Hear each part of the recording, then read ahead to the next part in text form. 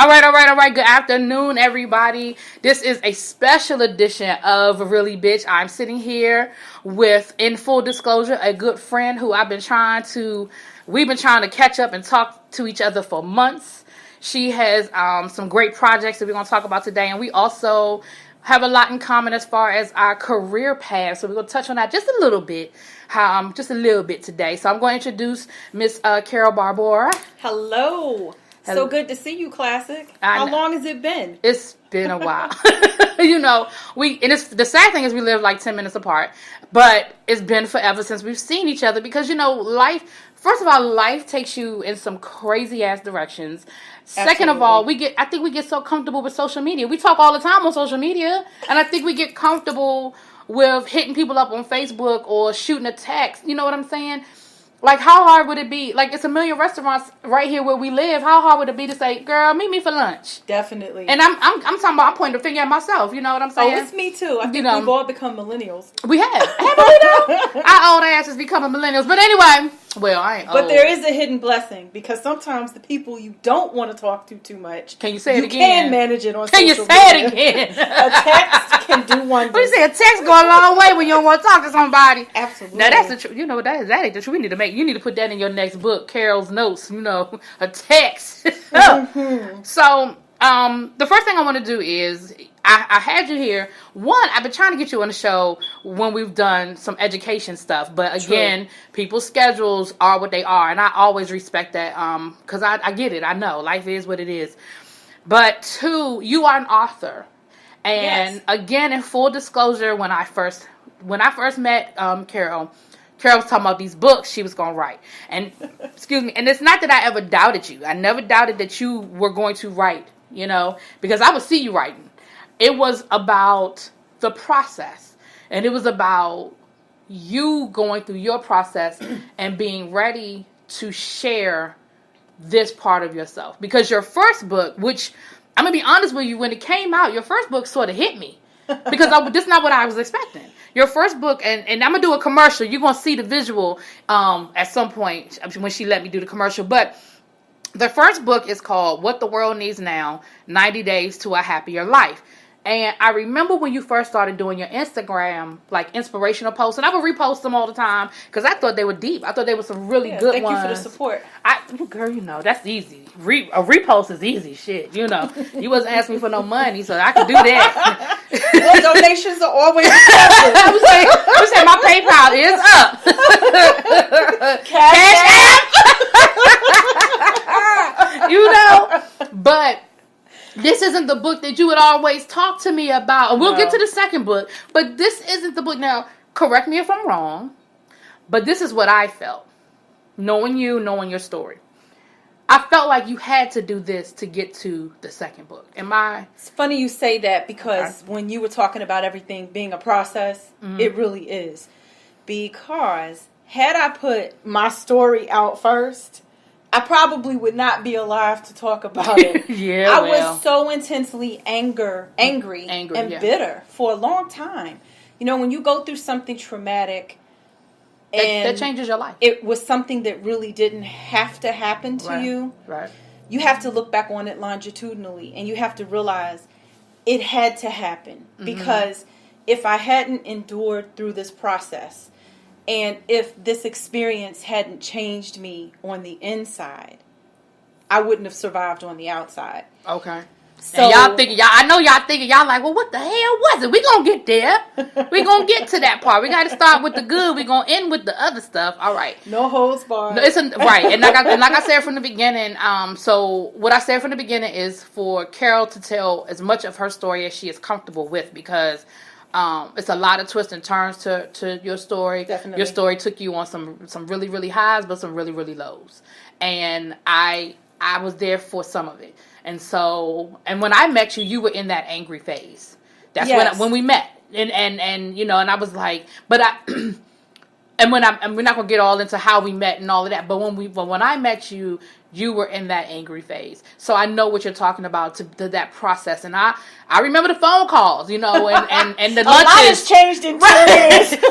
And the lunches when we would go out to lunch and the conversations that we were having. And I was angry too. I was angry in a different way. But you always handled it differently. And I think you were at a place in your faith where you could handle it. For me, it was a crisis of faith. Okay. And I don't know, let me put it this way. Sometimes we've had a very blessed life, and we haven't really had any negative experiences. Okay. And then when you have that one experience that becomes a trail of dominoes, and one thing just puts everything into a destructive situation. Right. It's like when I do experience things, I don't experience one thing. It's like being bombarded. Right. So there were a lot of different things happening. I was listening to some YouTubers that I listen to, Ty Couture TV and Mike and Ty. And Mike used to be a pastor. And I say all this to say, he said something yesterday. They were talking about something that they have gone through in the last couple of weeks as a couple. And he said God put a word on him, and God said, in order to uplift you, I had to take you through chaos. And uplift isn't the word he used. It was something like, in order to bless you, maybe it was bless. In order to bless you, I had to bring you chaos. Because what happened was they went through something that caused them they were upset about a situation that happened, but on the back end of the situation, some blessings came. And so that is something that, I know that to be true. That I know for myself, just like what you just said, when you go through certain things in your faith, it's gonna always challenge you, and it is about how you respond in that moment.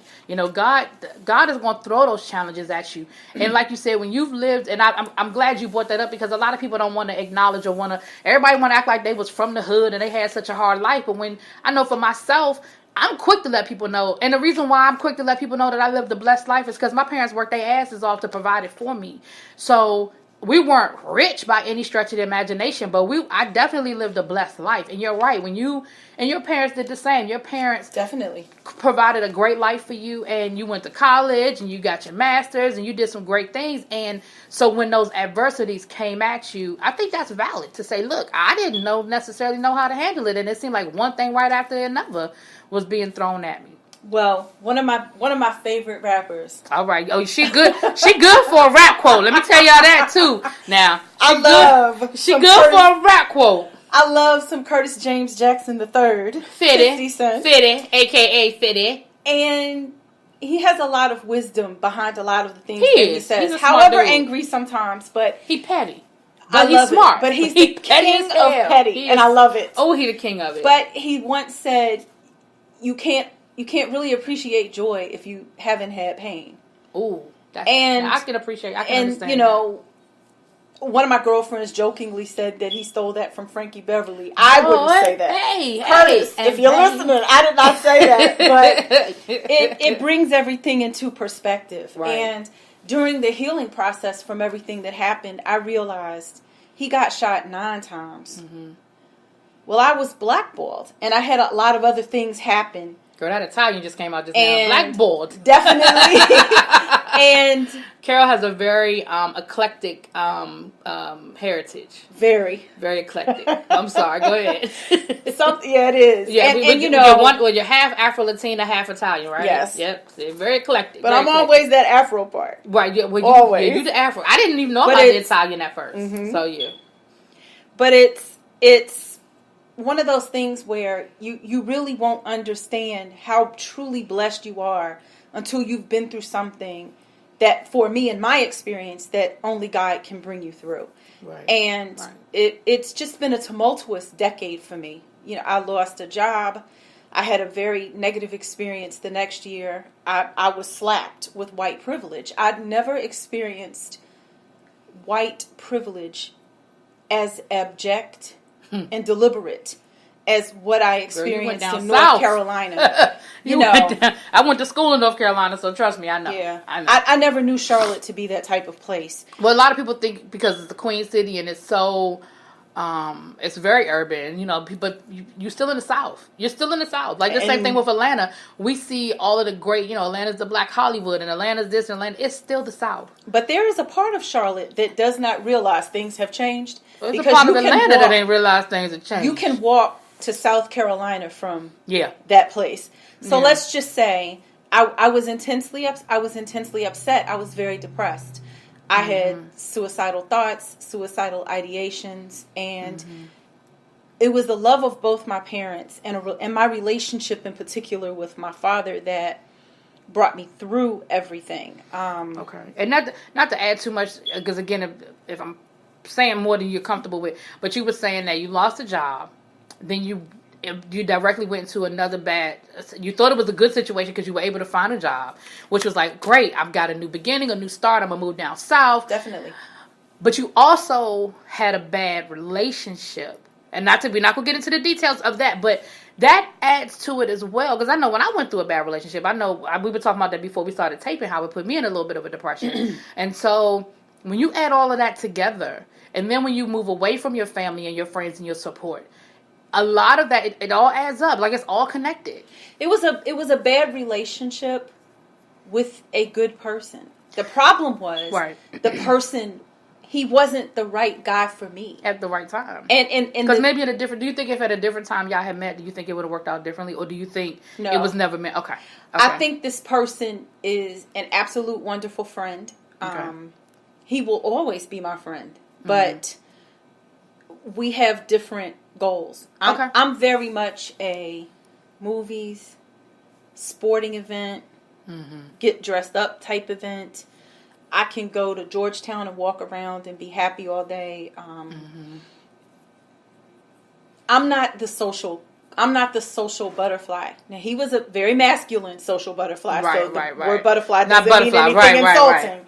But we were just not equally yoked. And I think it's really important to be in a relationship with a person where you have the same goals. So all of this pain, being first of all, being driven out of a school where I was dedicated to my entire school family, being forced out because of a whimsical decision, a capricious decision by a person who had less experience than I did.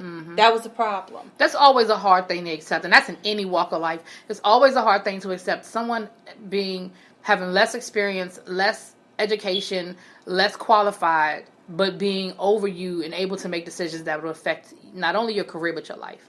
That's always a hard situation. And very short-sighted decisions that obviously were based on inexperience and a mission that had been given to that person when they lacked the foresight, experience, and background to be able to carry it out. Right. And when we fast forward, and we'll get to that later on in the show, but when we fast forward 6 years, we see that all those decisions were made with no positive outcome. Like nothing good came out of any of those decisions that were made. And like I said, we'll get more into those details. But let's go back to all of this goes into play with this first book. This first book. All right. So the first book was. So in other words, I'm gonna say the name again. Let me say the title again in case y'all didn't catch it. What the World Needs Now. ... 90 Days to a Happier Life. Okay. So back to that. All right. So I lost my father. He had surgery. Everything was fine. And then 2 days later, it was the day after Thanksgiving, he died from a post-surgical blood clot. So my mother and I were on the elevator going upstairs to visit him before I was going to come home, swap out clothes. I remember you was like, everything went well. And everything. So my dad suddenly died. That broke my heart all over again. Yeah. But there's a bittersweet portion to that. My dad was able to see that I was okay after all of the things that I had grown through. Because I no longer think I went through things. I think I grew through things. And the perspective that you have matters. So I took all of the pain, all of the suffering, all of the unhappiness that I felt, and I wrote something to inspire people to read just a little bit at a time every day for 90 days to be able to get on a different footing. And what I did, I used things like faith, love, joy, peace, happiness, patience, compassion, things that our world definitely needs more and more of. And these are original thoughts from you. Definitely. No, I just want to make sure. Now, there are quotes in there.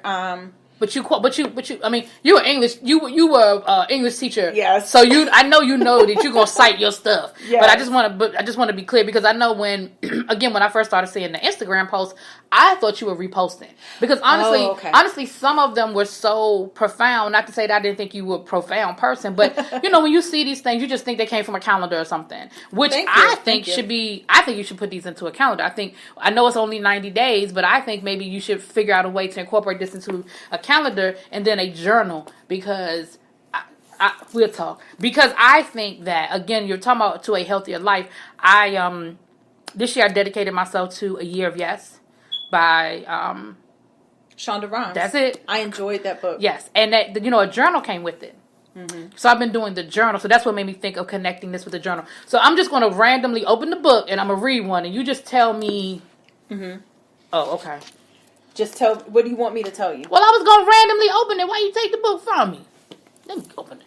Well, that's because I'm telling some celebrities' business in the book. No, we ain't got to tell no celebrity business. Well, it's good business. Here's one.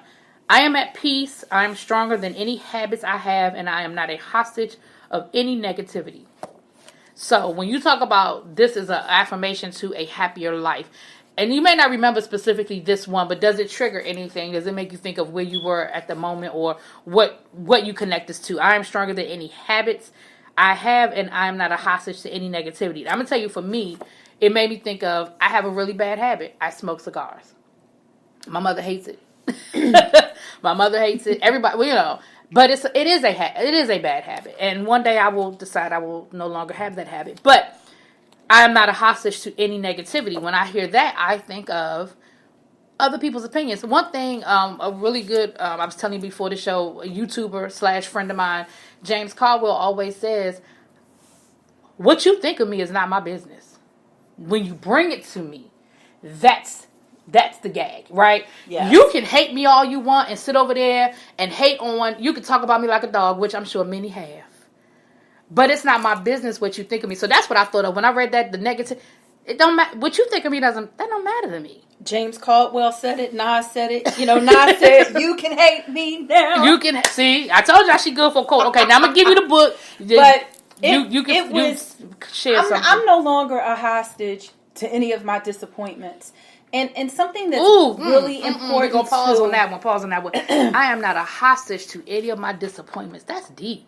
Because if you don't have disappointments, now, I ain't trying to turn this into church, but that's deep. You can't get to happiness. You can't. But when you're a hostage to those, which I think at some point all of us have been, especially people who have high aspirations for themselves, and that's no dig on anybody else. But when you do what's expected, you went to school, or you started the career, or you did what was expected, and then you get that first knockdown. We can hold on to it, and we can let it really, really run our lives, and become a hostage to it. I didn't get that promotion that I thought I deserved. I didn't graduate on time because I forgot about that damn art class I didn't want to take. You know what I mean? Or how about those moments? I have money for groceries or electricity. What am I going to do? Well, you can either wallow in the moments that you don't have enough money for both, or you can use humility, make arrangements with bill collectors, and be grateful for what you're able to do. Okay. So sometimes people have I can't make ends meet, my ends meet type problems. Mm-hmm. Sometimes people choose among promotions, but no matter how big or small it seems, we all have those struggles that we have to really balance. All right, so what else did you want to share with us about the book, about this first book? Well, I picked some celebrities that did things that were really amazing for other people. There's something there about The Game and Drake. There's a little bit about T.I., because believe it or not, T.I. saved 2 different people's lives. Okay. I like T.I. I do too. I like T.I. I like what you know about that? I've become a Drake fan. I didn't start off a Drake fan because I thought he was corny, but I've become a Drake fan because he is corny. He's still corny, but I like him. I like some of his music. Yeah, the hip hop like music. I'm gonna tell you what I like about Drake is that he's not pretending to be He just is. I don't think he's pretending. And see, I feel that way most of the time about the game because he truly entertains me on Instagram. The game will say whatever. There's a little bit about Tyler Perry in the book. Oh. There's some Oprah. What'd you say about Tyler? I respect Tyler Perry's struggle. I do. His life has not always been easy. No. And I also respect the way that he has really pushed to help other people and always has a heart for others. And he seems like a loyal person. He's never forgotten where he came from. Yeah. And so many people do. Yeah. Now, I love me. Last night I did my Friday night roundup and I was talking about how much I love Mother O. And I had to grow into that because for a time, O lost me. O lost me. But I'm back with her now because she evolved and I hadn't. Does that make sense?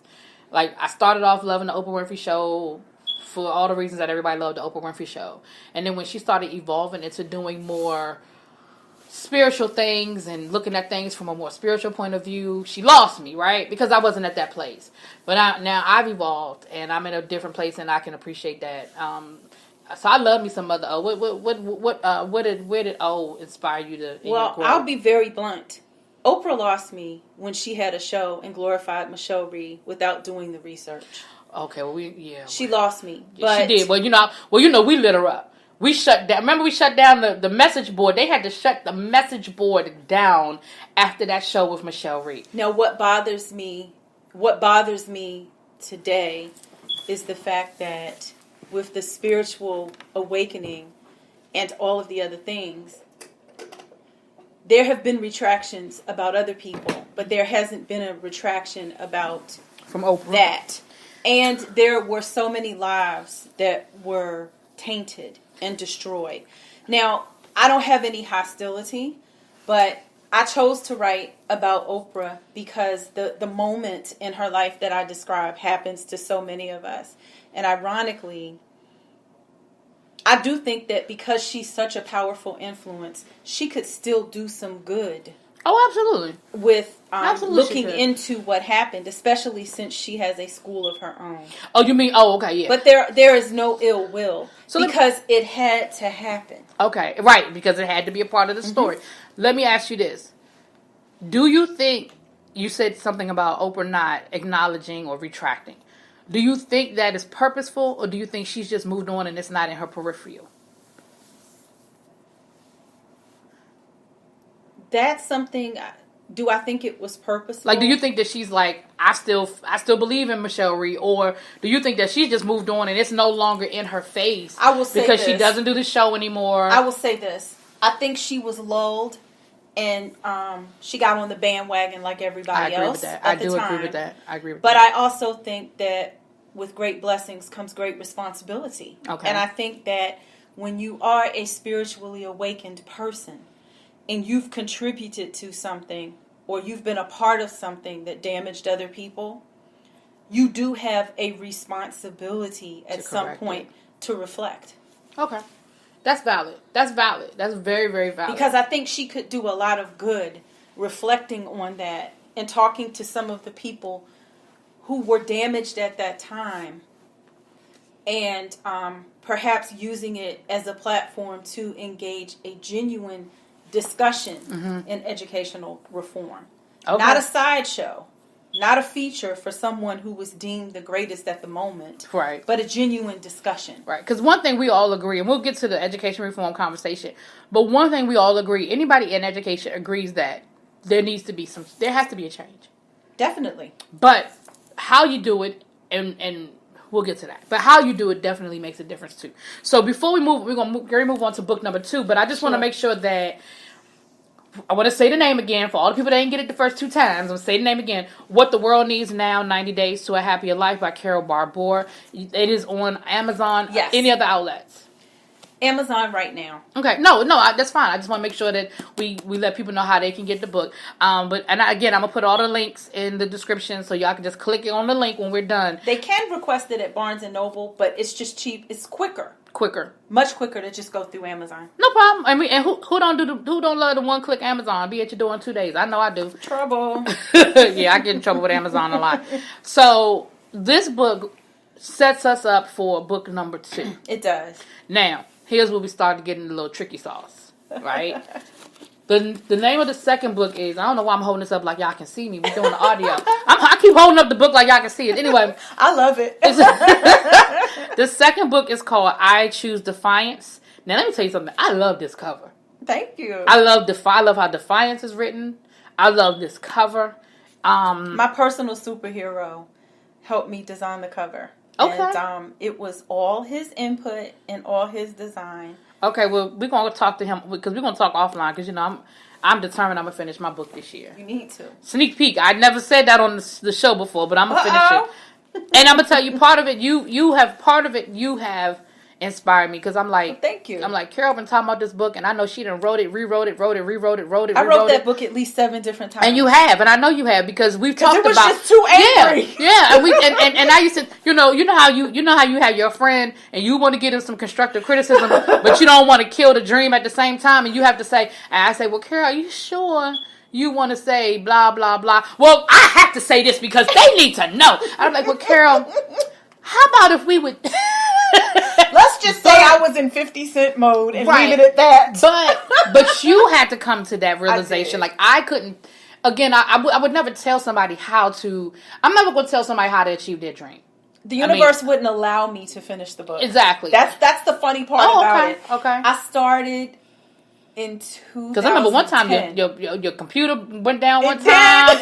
And then another time, your external hard drive messed up. Like everything that could have happened, and again, it had to happen because that was God's way of saying. Well, I had to take time. I had to take time to accept the responsibility for some of the things that could have been on me and were on me. Right. And I also had to take the opportunity to use my story to share with people to inspire them because there are so many different themes: police abuse.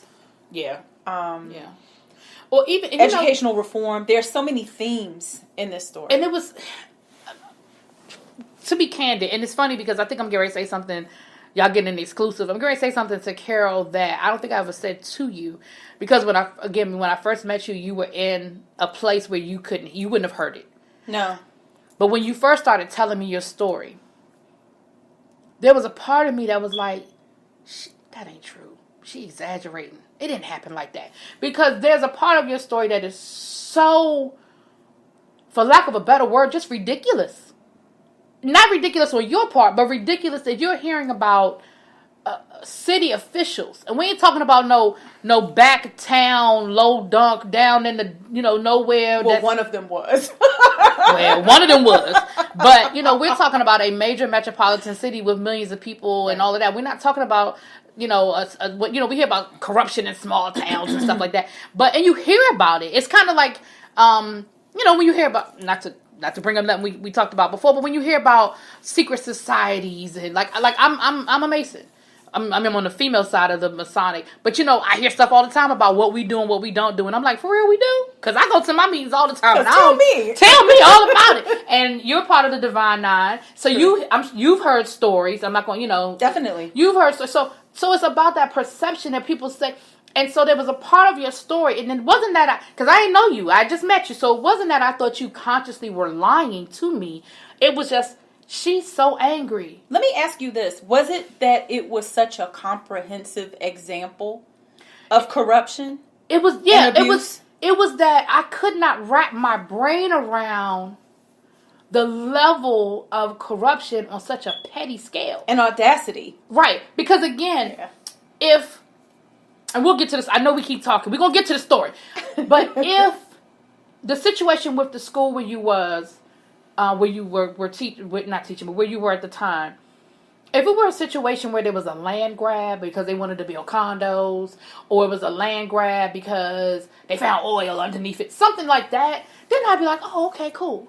But because it was the reasons that they decided they were going to close that school, pure shenanigans, were so petty and so based in people's personal agendas and anger. You understand what I'm saying? Like, that's what was, and it was, like I said, it wasn't that I didn't believe you. I just felt like it's got to be more to this story. It was almost incomprehensible, right? That people would do something that way in a and social hurt media. so many people. Right. You Because talk about the kids in the neighborhood, the community, the teachers that work there. Like, for so many people to be affected on such a decision, on such a whim, to decide to close a school down based on. And I'm gonna let Carol tell her story, because again, I want her to tell what she's comfortable telling. I know there's stuff in the book, but I'm just saying what you're and we ain't gonna tell y'all the whole book because you're gonna go buy it. Yeah, and there are names in the book. Oh shit! See, Carol be dropping now. I said she got over the anger. I ain't say she wasn't over letting the people know what the story was. It's like Auntie Oprah says. You have to own your truth. You have to embrace your truth. And you have to share your truth to help others. I got soap under my nail. I just put my nail in my mouth. I'm sorry. That's not a good feeling. That's not a good thing. But, yeah, so that's what it was for me. It was never a situation where I thought you were consciously looking me in my face and lying to me. It wasn't that. But my perception is my reality. So I just felt like your perception was not quite what really happened. And I hope you don't mind me sharing this. Go ahead. But the look on your face when you saw the emails, girl, was incomparable. Now let me tell you something. A big thing nowadays is people talking about bringing the receipts. Let me tell you something. Carol is the queen of receipts. Now, the first time me and Carol met, me and Carol went out to lunch. I'll never forget, because let me tell y'all something. Let me tell y'all about this chick. I rolled up on Carol, and at the time, she had this Cadillac, right? And she had on her fur coat and these Chanel sunglasses, and she had this bob. She had this blonde bob, a real bob. It wasn't no wig, honey. And I said, because we had only talked on the phone, I said, who in the hell? Now the truth comes out. I said, who is this Atlanta housewife I rolled up on? Oh, no, you did not. At least let me be Nene. And I remember, because I love Miss Lee. And as I don't know if you remember this one time, and do you remember this or not? Because the thing was, you weren't sure about me. Right. I didn't have a reason not to be sure about you. I just, we were feeling each other out because of the climate. Because of the climate and what was going on. And I remember one of the first things you said to me when I walked up to the car, you said, yeah, because I got to be stunting on these hoes. Something to that effect. I said, honey, when you stunting, you are stunting, okay? Again, another rap reference. Right. And got out the car with your Gucci handbag. I said, okay now. Hey, you might be going through something, but you don't have to look like There you go. And you didn't. No, absolutely you didn't. Because what people did not know was at that point, you had been out of work for like 2 years. Definitely. And you were struggling. Not to get it too deep, you tell your story. But you were struggling. But you're right. When I rolled up on you and when you got out that car, tell the truth. Nobody would have ever known. So let's tell your story. So the name of the book is called I Chose Defiance. And that is definitely prevalent to your story. So tell your story. Well, and it's funny too because the cover is inspired by a picture of Curtis James Jackson III. I love that picture. I love it. Thank you. I tried to capture his anger in this photo that he posted on Instagram. So I'm not the queen of petty, but I think I did a decent job. When I met you, you were, but you've evolved. When I met you, you were. I ain't gonna lie. Hey, but you've evolved. Match for Curtis. There you go. But you have definitely evolved. Yeah, go ahead. So, I was a successful principal. Wasn't perfect. Everyone has their good and their bad qualities. Excuse me. It was the third year at my school. I was principal at Rudolph Elementary School in Washington, D.C. I was pretty much about my business at work. Pretty serious. I was approachable, but it wasn't playtime. Right. Well, I had a friendship that it crossed some pretty inappropriate lines. The individual was married. I was not. For that, I was wrong. Right, but... I can't say I made a mistake. I made a poor choice. Okay. And see, that's a big part of healing. A lot of people do something they shouldn't do every day. Right. But they can't accept the consequences for what they do, and they can't own it. So, this friendship was with a police official. And this person was also an individual who wouldn't do things just because they were ordered to do them if they were wrong. Mm-hmm. So, there were some things that I think the police chief was concerned about whether or not I knew them.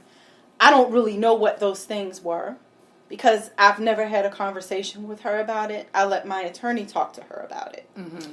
Because in November, around Thanksgiving in 2007, I was asked to become a police snitch to inform about this person. Mm-hmm.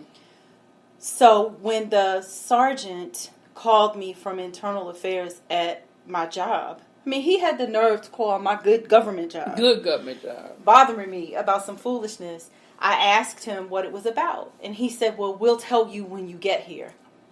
And I'm saying, get where?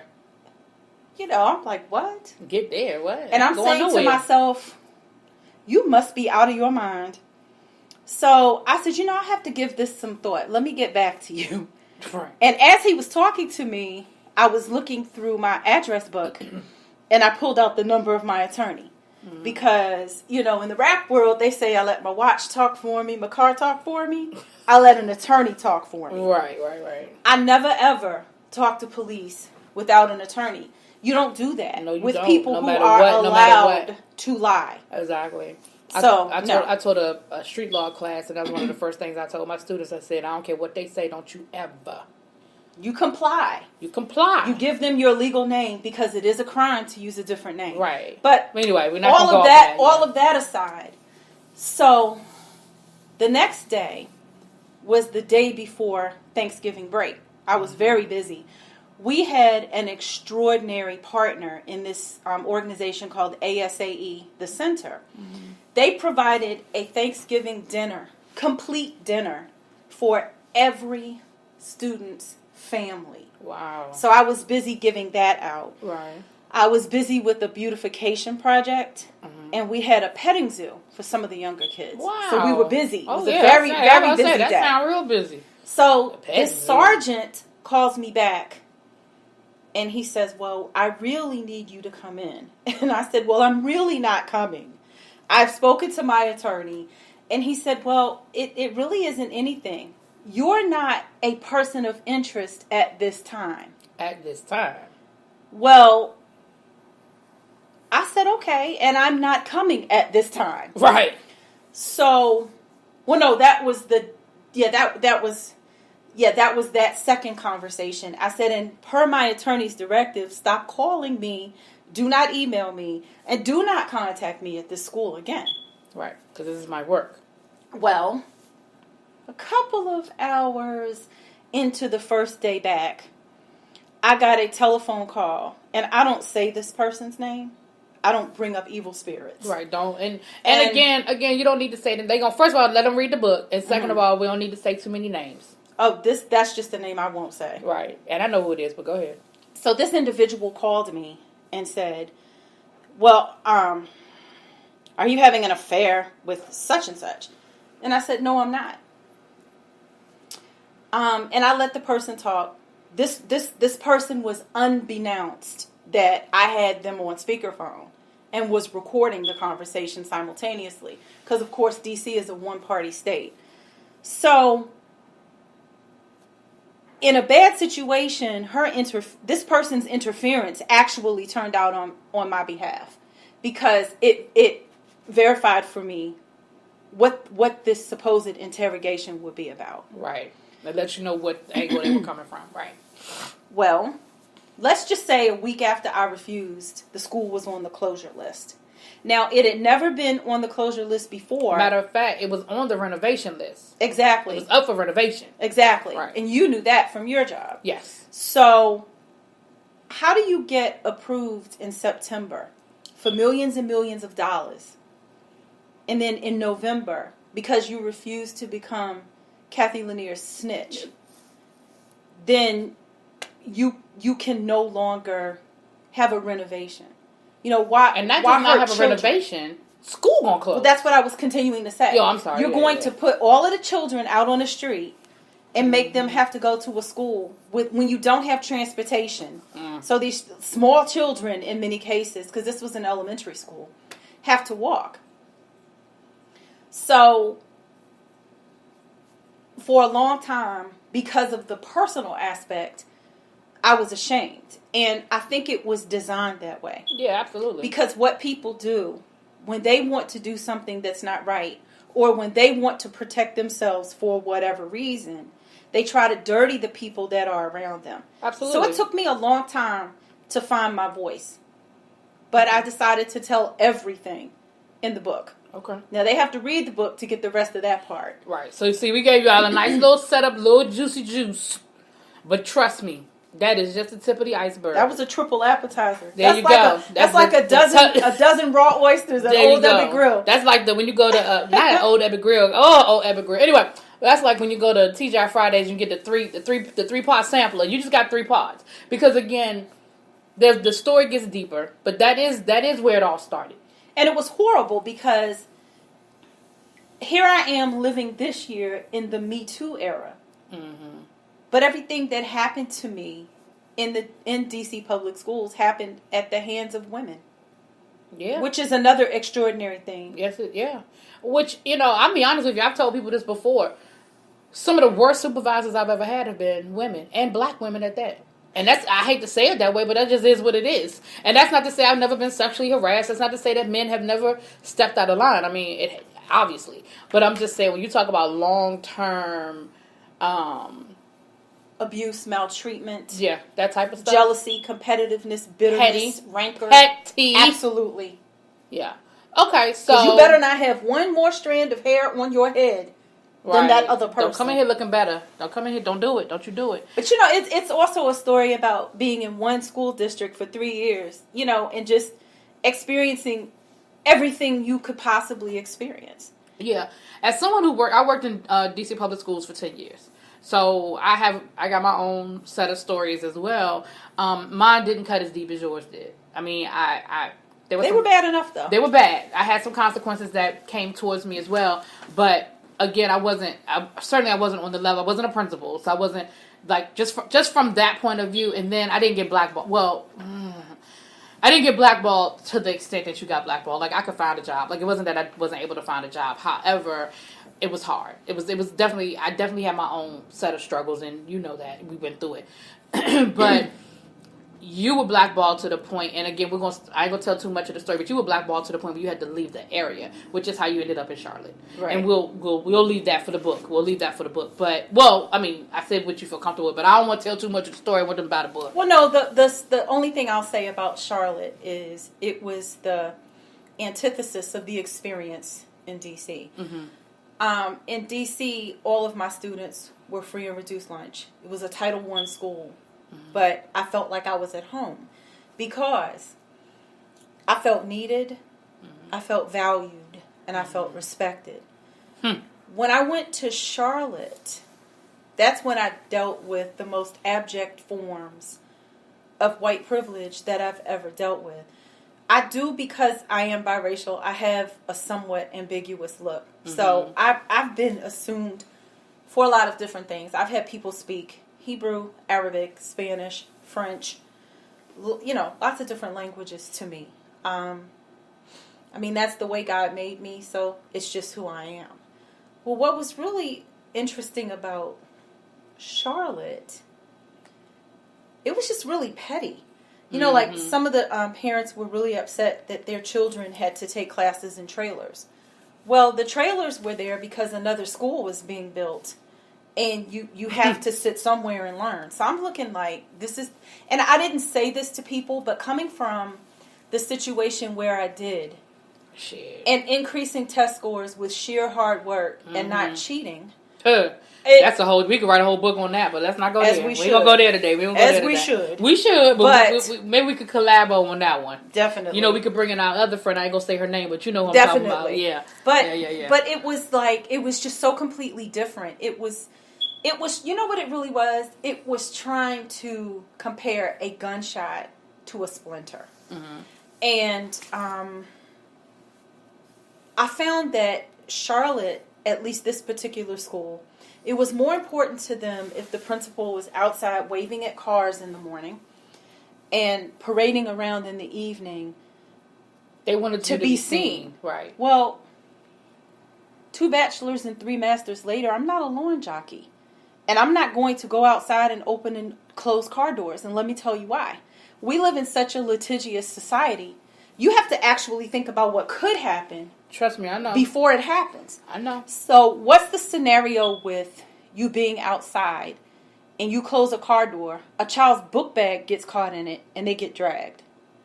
What's the scenario with you not closing the door tightly enough? The child leans on the door and falls out of the car. But you know what? That's valid. But I'm even taking it to a whole different level. The principals of the school don't need to be opening and closing car doors. I'm sorry. That doesn't mean that you can't come out and be seen. Like, if I were a parent, of course I'd want to see my child's teachers and principals and all of that. But I also think, and maybe because I'm in education, I also think I would understand if I didn't see the principal every day. My logic was very different. You know what I mean? My logic, when kids were moving, in the mornings I was in the hallway. I had a duty post like everybody else. Right. In the evenings, I did the announcements, and I was in the office in case any phone calls came, in case there was an accident, in case there was some type of emergency. I was in the office, and both of my assistant principals had duty roles as well. So it was one of those things that you're into something superfluous, just completely superfluous because the person before me did it. Well, I wasn't her. I also did not go out and have wine and go to the bars with my teachers and parents. Which is inappropriate. Which is completely inappropriate. We see right now there's a school up here in trouble where the principal's been fired and the assistant principals are on leave because they were at the bar drinking at the prom and somebody snitched. Exactly. Honestly, as they should have. Because if you are supervising students, you can't be inebriated while doing it. Right. But and that's part of what's wrong with our world now. People think that their opinions are superior to everything else. So there were other scenarios at this school. Mm-hmm. But my breaking point was I would drive to Maryland every weekend. I just did not want to be there. So I would get here 11 p.m. on Fridays. Just because it was already a bad situation with the way that I had to leave because my school was closed under fraudulent circumstances. Right. And I've always wondered where those millions of dollars went since they didn't renovate that school. The money that was earmarked for the renovation. But I'll wait. Right. At least $30 million. So I always wonder about that because money doesn't lie. So. But you ain't have money to pay teachers. Okay. Exactly. Nope. But about that. It was just really, it was really another crazy experience. Mm. And my breaking point came when one of the Sundays I went to my hair appointment and I got back on the road to drive back to Charlotte. My mom called and my dad had been diagnosed with cancer. So I literally cried 6 hours driving because people who know me, they know I adore my mom. But my dad was like my personal superhero. Right. My dad was like the benchmark for everything that I think about men. And I cried all the way back. I looked like a bullfrog because my eyes were just so big and they hurt so bad and they were so swollen. And I made up in my mind that my dad was going to be cancer. Fortunately, end of the story, he did. Right. We were able to have him another 5 years. Okay. And then that same week, some of the staff members, because I imposed a lot of changes in the school, like specials teachers had to pitch in with helping to tutor kids in reading and math. Mm-hmm. You got a degree like everybody else, you're going to use it. Well, some of the disgruntled teachers got with some of the disgruntled parents, and they had a story on the news about me that I was never at work on Mondays or Fridays. You can still Google that story. And it's a lie. And that's another thing about how we've become such a social media based society. So the newspaper never called to get your side of the story? They called, but the school district told me that I could not talk to the newspaper. Even though it was a personal story? Like, I can understand you not being able to talk to the newspaper if they were doing a story on the school or it was on the school about me not being at work. And they also said that I was still working in D.C. on Mondays and Fridays. Which was a lie. Which was a blatant lie. and it was a stupid lie. And if you believed a lie like that, you were a bigger fool than the lie. Well, it was easily. My thing is, we ain't no needing rehashing. Ain't no needing rehashing what's already happened. But again, it seems to me like that's something that a reporter could have easily fact checked that, because there would be a W-2, there would be some sort of consultant, there would be something. 2, all the reporter had to do was show up on a Monday or on a Friday to see if you were there. So it just like, but again, that goes back to what I was saying about Charlotte. Like it's still the South, boo. You know what I'm saying? It's still the South, and clearly. That story was meant to damage you. And it did. It did. Okay, so we have book number 1, which got you mentally ready and set you up for book number 2. And book number 2 is telling your story of what happened to you as a principal in a school district. Now, the question and again, this is where we're going to decide what we're comfortable talking about. But the question that some people who are listening might say is, well, what in the world was going on in this school district that they would allow this to happen and be in cahoots and go along with something like this? Now, and all of this is public information.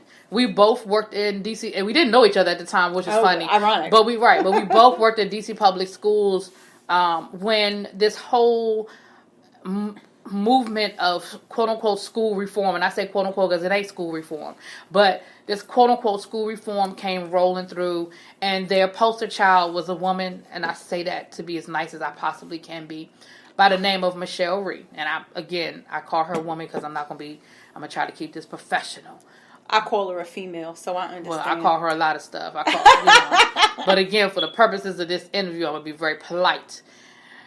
Now, I don't have time. Neither one of us are going to sit here and rehash the whole Michelle Rhee situation. Not. But suffice to say, Michelle Rhee was brought into the District of Columbia Public Schools. And in full disclosure, the schools needed help.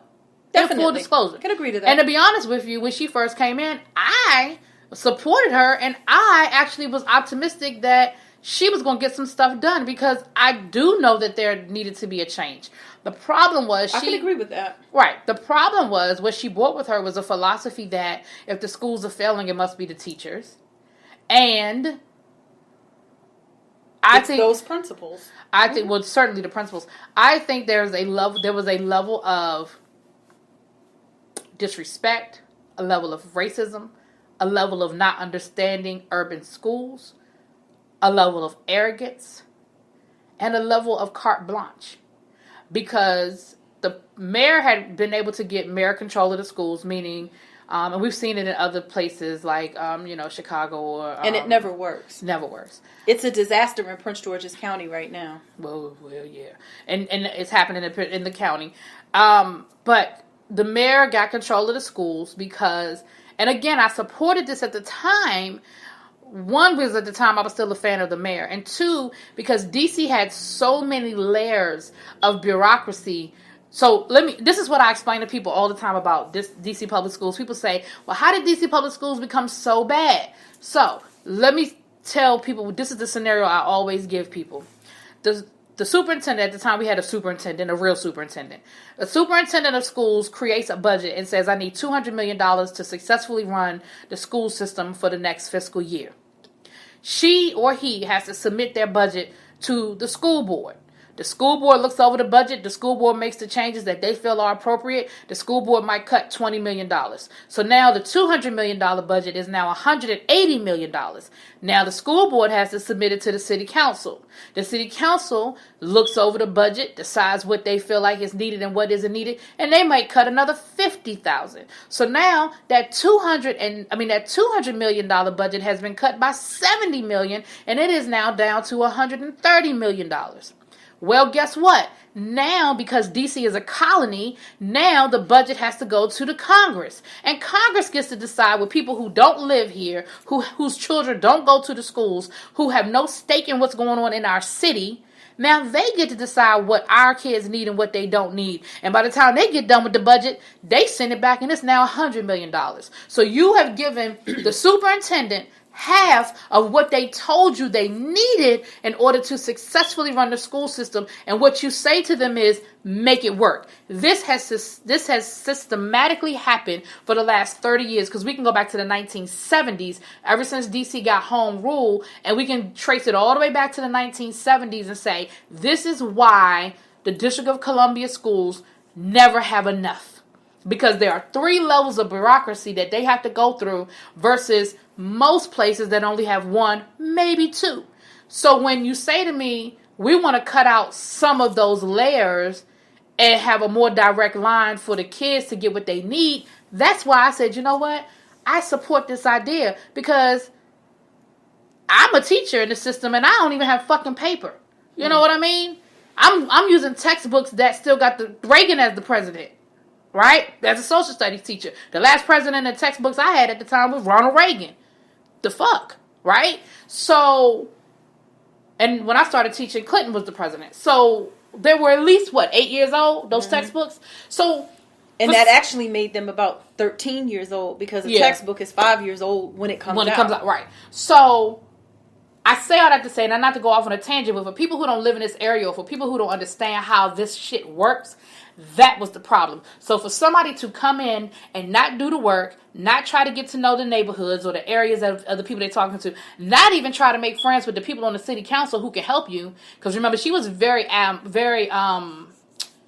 combative with the city council members, because she came in with preconceived ideas, and for her attitude to be, well, it's clearly all the teachers' fault. Not because there weren't resources and supplies put in place. Not because there weren't up-to-date textbooks. Not because there was overcrowding and rundown schools where you had some schools with ceilings falling in. And, I know my classroom, I had a hole in my fucking window for 3 years. Oh, you mean like my school when I took over and the whole ceiling was out of a bathroom? There you go. Yeah, that kind of stuff. That kind of stuff. I had a window unit that was probably as old as I was. Right? And in the wintertime, myself and my students had to wear our winter coats because it was so cold because of that damn hole in my window. Yeah. But you want to say that and the stuff she would say was, well, none of that has anything to do with students learning. Students still can come to school and learn every day. Well, there's so many other elements that go into a Title I environment, which she never attended. Which she never knew nothing about. But let's press pause. In addition to all of that, you have a situation where Michelle Reed was given countless blank checks. Absolutely. Where Adrienne Malik That's that carte blanche. Malik Fenty, the former mayor, told her that... Again, told the city that no one was to say no to her. Absolutely. So you had all the money in the world, all the support in the world, yet we still can't substantiate your success. Because we don't know how many of the test scores were legitimate and how many weren't. Right, because of the damn, again, and you talk about, now let's talk about white, black, and what time is it? Because we ain't going to go too far, because this could be a whole nother separate podcast, which I think we're going to do. Okay. So we only going to spend a few more minutes on this, because between me, you, and I think I'm going to get a few of my other folk in the room, we could go on a whole nother. I have a few too. Yeah, we can have a whole nother conversation, but compare what happened in D.C. with the cheating scandal to what happened in Atlanta. Now in Atlanta, the superintendent went to fucking jail. Well, actually, she died. The rest of her crew went to prison. But she was sentenced, right? That's right, she did die. She died.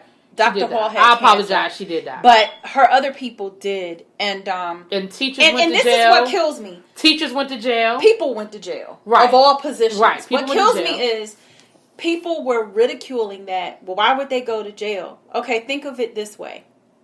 If you send your child to school every day, and education is the great equalizer for children who would not otherwise to have experiences and to be able to go out into the world and chart the course of their own destiny. Because that's what education is about. Well, why would you not be outraged that adults would change their test scores to collect bonuses? Right. Why would you not be outraged that adults are teaching your children that it's okay to just show up, not do the work, and reap the benefits? I think the biggest thing, and again, I'm no lawyer, and I would have to actually go back, but I think the biggest thing was that those bonuses were connected. That had a lot to do with it. That had a lot to do with why they went to jail. I mean, I'm not saying that the moral part isn't people accurate. in D.C. did get bonuses. Right, but that's what I'm saying. But the comparison is, the same thing happened in D.C., which was proven because USA Today wrote a front page article. I remember because I was working at the union when it happened. about the cheating scandal in D.C. schools. Absolutely. And I can't get into a lot of what the union had to do. The union, you can't. I can't. That's what I'm saying. But I was working, suffice to say, I was working at the union at the time, and we had to do a lot of shit connected to that article. And here's the thing. The fact that not one indictment, arrest, inquiry, nothing resulted from that front page article, but down in Atlanta, them little black teachers and that black superintendent went to jail. And again, she passed away. And again, I forgot that part. I do remember now. Yeah. But she would have, had she been alive. So, but the difference is Michelle Rhee was the soup du jour. And everybody was kissing her ass. And everybody thought she was the best thing since sliced bread. And ain't no shit, ain't do shit. And she caused more problems. Because what she did was, she got run out of town. But she left the bullshit here. Yeah. And now we fast forward 4 or 5 years, and is DC in any better situation than where it started? And the more destructive part about that, school districts all over the country, like Chicago, followed her lead. She was the shot heard around the world. She was for educational reform, and none of it really worked. None of it worked, and it kills me because her supporters will say, "Well, the school buildings look good." Well, that was the gentleman who was over facilities that did that. But my thing is, okay, great, the school looks good, but the test scores ain't changed. Because the problem is, the years that the test scores went up is when the cheating scandal was going on. And since she's gone away, where are the test scores? And the cheating has continued. Like, look at what happened at Ballou. Absolutely. And then look in this district, in Prince George's County, where every high school cheated. Right. Changed graduation rates. And changed attendance records. So... yeah. She started a trend that seeped over into the immediate because what you've done and went all across the country. Exactly. Because what she's done is, like, I'm going to say, for example, I'm going to speak for myself. The county that I work in now, I just got my evaluation. There are maybe 8 components of my evaluation, right? Out of those 8 components, only 4 of them I control. You understand what I'm saying? So is that really truly a teacher evaluation? For example, there's a component of my evaluation that is based on the school-wide test scores. Wait a minute. From last school year. Ask me where I was last school year. Not there. And when I asked about it, I was told, well, that's just what everybody gets. But shouldn't a first-year person in this particular school, shouldn't it be NA in that category? It actually should be anyway, because you can't compare last year's scores to this year's scores because they're all different kids. Right. So you're not testing the same kids. Exactly. That's not a comparison that can be made anyway. But I guess what I'm saying is that is the long-term effect of what Michelle Rhee did, because she did it in D.C. She started making even the custodians' evaluation was connected to test scores. Now, no disrespect to the custodian, but what the fuck that got to do? What does what a custodian does on a daily basis have to do with test scores? It's actually hypocritical, because she originally said that school climate and the condition of the school didn't matter. So which is it? Exactly. So which is it? So kids can come to school with the ceiling falling in and still learn, or it's the custodian's fault that they didn't do whatever needed to be done, and that's why the kids didn't do well on the test. You understand? So I'm with you. But and again, I ain't gonna go off on no tangent, but that is a negative long-term effect, because that's new. All of this is new shit, right? Before, a teacher evaluation was based on, I come in your classroom, I see what you're doing, I evaluate you based on the curriculum of the school, all of the different, not to get into but whatever tool that I've been given to use, and I look at, did you come to school did you come to work on time? Did you do anything extracurricular? Were you willing to help? You know what I mean? All those other things that a regular job. But in education, now I can see where you get bonuses, but where's somebody, how am I being held accountable for something I had nothing to do with? But anyway, I ain't gonna go down that tangent. Neither here nor there. I still got a good evaluation, but neither here nor there.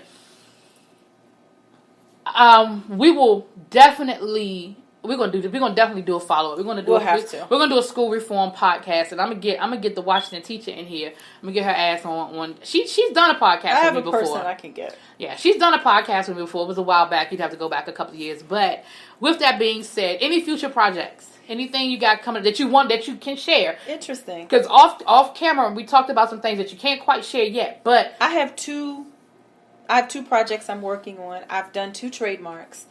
I chose Defiance is actually my trademark. We're going to get some t-shirts made because I want this on a t-shirt. That's going to become a series of books. I want to celebrate other people who've gone beyond the grain. Okay. And stood up and said no. And the other one is the word sextortion. I created that word. I love that word. Sextortion. Sextortion, darling. It's a sexy word, but I will be using that for something very creative coming up. Okay. So all right. Well, there will be a game and some merchandise. All right. Sextortion game. That sounds like a girl's night in. Definitely. Yes, and, you know, we have to take all of our experiences, good, bad, and otherwise. Mm-hmm. We have to live them, and we have to constantly reflect. Mm-hmm. And we have to move on. And I think the biggest lesson that I've learned is no matter what happens, just to always hold on to your hope. And the other thing I can share, I do have Carol's Notes, which is a daily Facebook inspirational page. Okay. And I'm really excited. I'm at about 12,719 people. So I'm excited about that. Okay. And it's also on Instagram. Carol's Notes on Instagram and on Facebook. Yes, a writer's page. A writer's page. Okay. Mm-hmm. And her book is on Amazon.com. Well, both books, I'm sorry, on Amazon.com. Yes. And in case you're not sure how to spell the name, it's Carol, Carol, and last name is Barbour, Barbour. So, but you can always look it up by the title. I chose Defiance and What the World Needs Now, 90 Days to a Happier Life. I'm so glad that we finally got a chance to catch up. Me too. It's been forever. And like I said, we're going to do a part 2. We got to come back because, you know, I'm passionate about education. I can do this. And all of us, me, you, and the other people. We can do this all day. Like, we could do this all day. I try not to do too much stuff that's political. We do a lot of pop culture. But, you know, the world is what it is and life is what it is. And I'm passionate. I want to come back and talk about Claus. Okay, so because I love some Uncle Daddy. Look, last week, poor Uncle Daddy, he don't know what to do with himself, does Everybody on that show is so dysfunctional and lovable at the same time. Oh my gosh, it's like real life. I'm gonna be honest with you. It took me a minute to get into Claus. I'm not gonna lie. Like I watched the first episode like last year. I watched the first episode and I was like, what the fuck? And I taped a few episodes and then I kind of binged it. And then I was like, okay, all right. I've never laughed so much at a season premiere. So that and Power. I definitely have to come back and talk about Power. Okay, well, you know what? All things Curtis related. Okay, so here's the thing. We will do, because we're going to do, I do my recaps, and I'm definitely going to do Power. So this is what we're going to do. I'm going to be away for the month of July, but... Lucky. Yes, I'm excited. I'm going to be away at a program learning about the civil rights movement, because I'm a nerd like that. Absolutely. You have to get the shirt in time to go to that. There you go. Absolutely, because I'm a nerd that way. That's how I like to spend my summer vacation is learning. But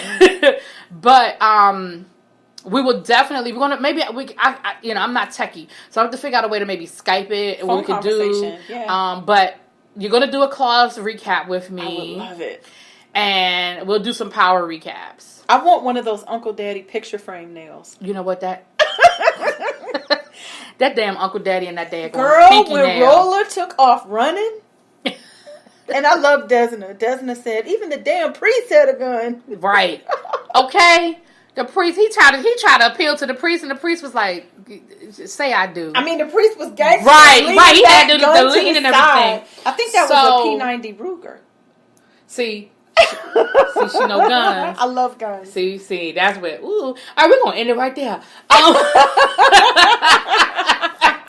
So we're definitely going to, you will be seeing and hearing more from Miss Barbour because we're going to do some recaps together. Awesome. And which is going to be fun. I love doing my recaps, but it's always fun to bounce them off to other people because everybody has different opinions and it makes for a good conversation.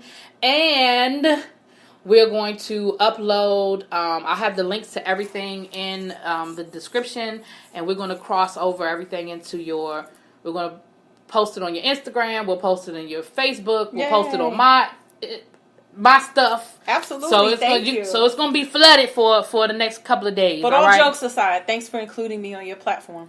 No problem. I appreciate you being here. I appreciate you taking the time. And with that being said, we're going to close it out. Everybody have a great weekend. Have a great Father's Day to all of my fathers that are out there, my single fathers that are doing it by themselves. If you're married to a great man, that's a good father. All of that. Make sure you treat them right, because fathers don't get what mothers get on Mother's Day. They don't get what they deserve. That's right. So if you're married to a great father, or you have a great father in your life, even if it's just a friend or somebody at work, pick up a card for him. It would mean a lot. It would definitely mean a lot. With that being said, we are out. Talk to you later.